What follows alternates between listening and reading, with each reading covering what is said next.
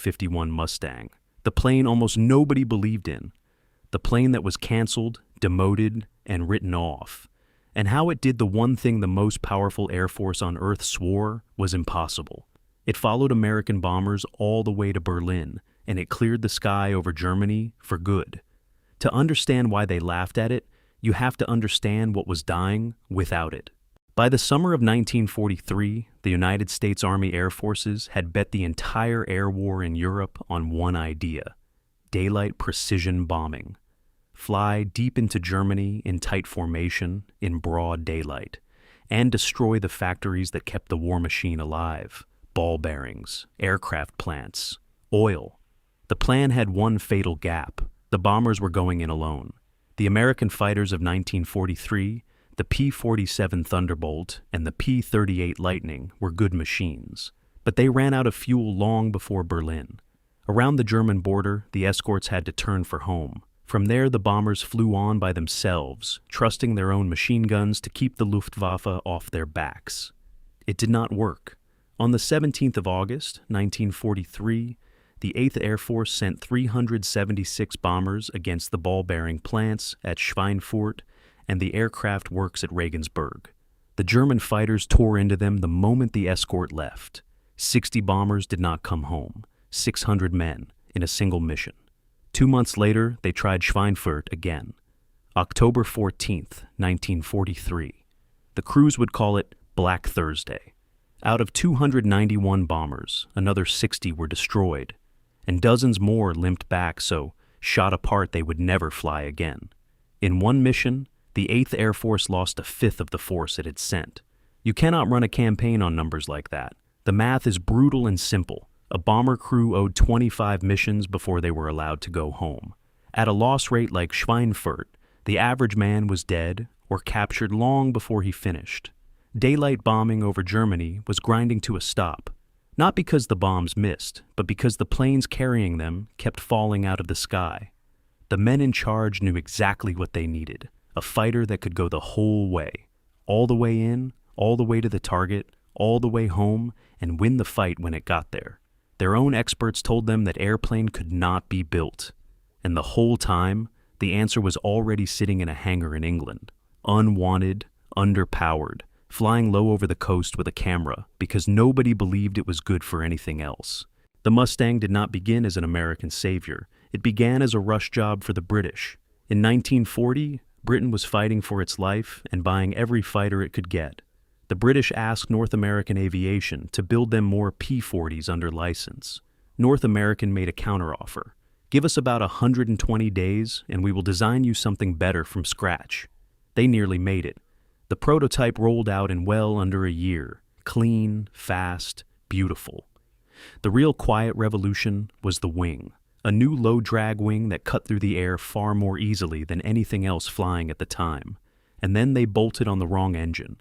The early Mustang used an American Allison engine, strong down low, but it choked at altitude. Above about 15,000 feet, it ran out of breath. And that was exactly where air combat over Europe was decided. The British looked at the high-altitude figures and made their call. The Mustang was fast and pretty and useless up high. They sent it to fly low-level reconnaissance and shoot up trains. A taxi with a camera. That should have been the end of it. A decent airplane with a fatal flaw, filed away and forgotten. It was saved by one stubborn idea from a test pilot named Ronnie Harker. In the spring of 1942, Harker, who flew for Rolls-Royce, took a Mustang up for a routine evaluation. He loved the airframe and hated the engine. And he asked the obvious question nobody important had bothered to ask. What if you put a real high-altitude engine in it? Specifically, the Rolls-Royce Merlin, the same engine that made the Spitfire deadly above 25,000 feet. On paper, it looked almost too simple. In reality, it changed the war. The first Mustangs reached the 8th Air Force at the end of 1943. By early 1944, there were enough of them to change the plan completely. The new American commander, General Jimmy Doolittle, made a decision that sounds small and was anything but. For most of the war, escort fighters had been chained to the bombers. Stay close, play defense. Doolittle cut the chain. He told the Mustangs to go hunting, get out ahead of the bombers, find the German fighters, and destroy them in the air and on their own runways. The escort went from a shield to a weapon. In late February 1944, the 8th launched the operation the crews called Big Week, a sustained assault on the German aircraft industry, this time with Mustangs ranging far ahead.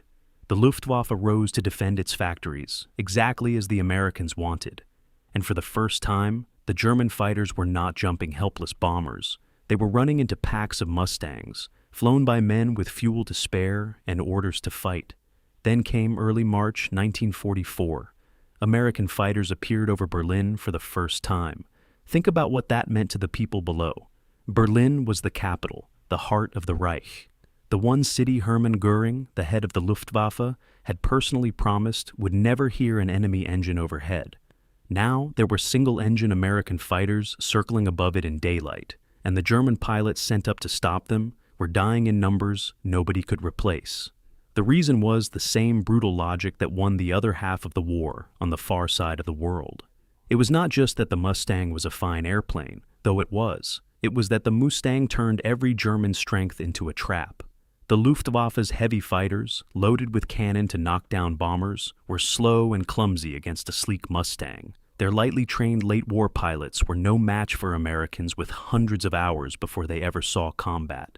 And the German planes that tried to climb away to safety found Mustangs that could climb with them, dive faster than them, and were already waiting above. Worse, the Mustangs were now hunting the German fighters before they could even reach the bombers. The Luftwaffe could not afford to come up. It could not afford to stay down. Either way, it lost pilots it would never get back. This is the quiet hinge the whole war turned on, and most people have never heard of it. The Allies did not just want to bomb Germany. They wanted the German Air Force to come up and fight so the Mustangs could destroy it. The bombers had become the bait. The Mustang was the hook. By the spring of 1944, the Luftwaffe was bleeding to death over its own cities. And the date when the Allies needed a clear sky was coming fast. June, Normandy. On the 6th of June, 1944, the largest invasion fleet in history crossed the Channel to Normandy. Over the beaches, the Allies put up thousands of aircraft. The German Air Force put up almost nothing. The Allied ground commander, General Eisenhower, walked the lines before the landings and told his nervous troops one sentence that explains everything the Mustang had done.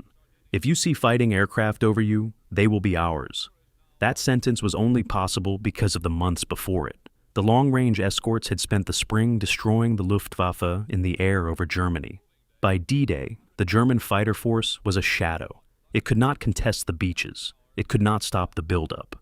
The sky over the most important battle of the Western War belonged to the Allies, and it belonged to them in large part because a canceled, demoted, underpowered reconnaissance plane had been given the right engine at the right moment. After Normandy, it only got worse for Germany. American bombers now flew with Mustangs the whole way, every mission deep into the Reich. The target list shifted to oil, synthetic fuel plants, and with the escorts keeping the German fighters away, the bombers wrecked the fuel supply that the tanks, the planes, and the war itself ran on. It became a death spiral. Less fuel meant less flying. Less flying meant German pilots got even less training before they were thrown into combat. Less training meant they died even faster against the Mustangs, which left even fewer experienced pilots to defend the very plants that made the fuel. The German Air Force was not being pushed back. It was being deleted. The most honest verdict on the Mustang did not come from the men who flew it. It came from the men it beat.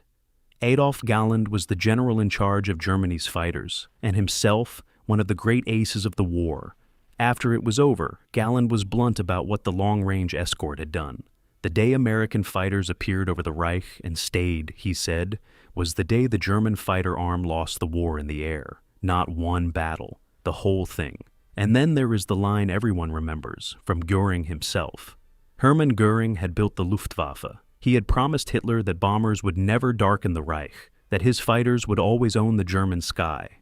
Years later, asked when he first knew the war was lost, Göring gave an answer that needs no translation. "When I saw the Mustangs over Berlin," he said, "I knew the jig was up. Sit with that." The man who ran the entire German Air Force did not point to Stalingrad, or to the bombs, or to the weight of American industry in general. He pointed to one airplane, in one place it was never supposed to be, a fighter over Berlin, the plane the British rejected, the plane the experts said could not exist. The plane sent off to take photographs because nobody believed it could fight. By the end of the war, North American had built more than 15,000 Mustangs. They flew in every theater. They escorted the bombers that broke Germany's industry, and later they flew again in Korea. Pilots who had flown everything in the sky kept coming back to the same word for it. The Mustang just felt right. But the real legacy is not in the kill totals. It is in a lesson the Germans learned far too late, and paid for in cities, in pilots, and in an entire air force. They believed the early reports. A toy. A failure. Useless above 15,000 feet. They filed the Mustang away and stopped worrying about it. They never imagined that one stubborn test pilot and one different engine would turn the plane they had dismissed into the thing that hunted them over their own capital.